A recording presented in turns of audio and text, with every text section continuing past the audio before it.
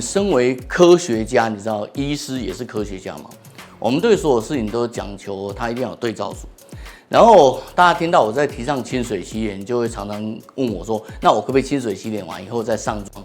先生小姐，清水洗脸的意思就是戒断所有的风险，好吗？包括洗面乳，包括化妆水、乳液、洗面防晒什么都不要用，这样叫清水洗脸。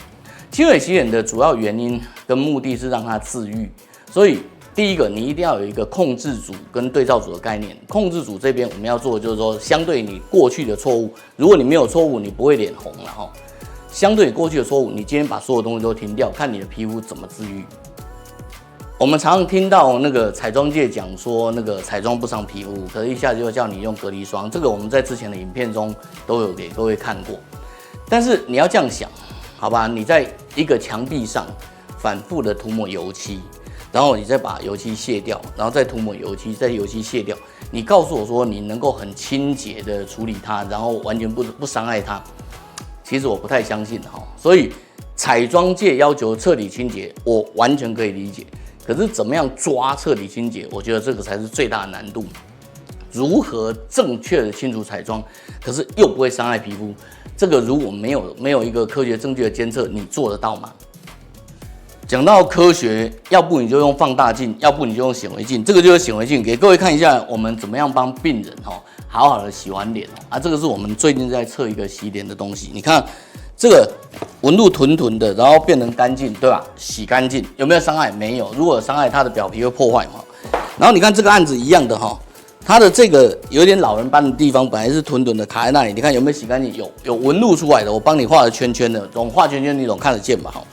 然后对，这其中有一个是我老婆哈，我太太一个50几岁的教授，最美丽的教授，有看到啊？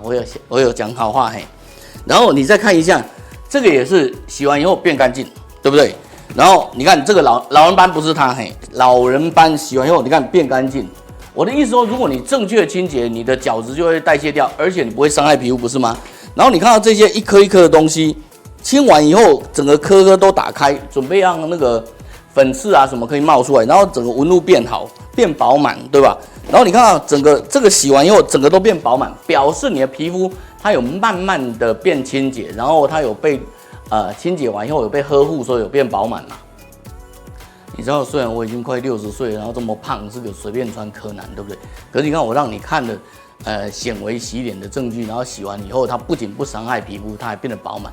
那我们还有没有什么办法让它变更饱满？有啊，你把皮肤弄好了以后。真正清洁后，你可以给它导入一些东西啊，不管你导入保湿啊、导入生长因子啊、导入玻尿酸的，你爱导入什么导入什么。然后我给你们看一下那个，这是导入的结果哈。你看这个洗完以后导入，变得很肥，对吧？哈，你至少看到皮肤饱满，饱满完以后怎么办？很简单啊，饱满以后锁水，然后让皮肤自己的慢慢代谢啊。那这个是短期的，那长期怎么看？你导类固醇它也可以饱满啊。所以你导完以后，你要长期去追踪它，看它纹路有没有消失啊？纹路越来越好才是天然的哈。然后你可以看到这一样啊，就是整个完了以后变得更干净啊，更清爽哈，然后饱满度更好啊。那所有的图全部都一样哈，就是3种的不同的导入，你一样可以看到它整个纹路变得比较清爽、比较干净。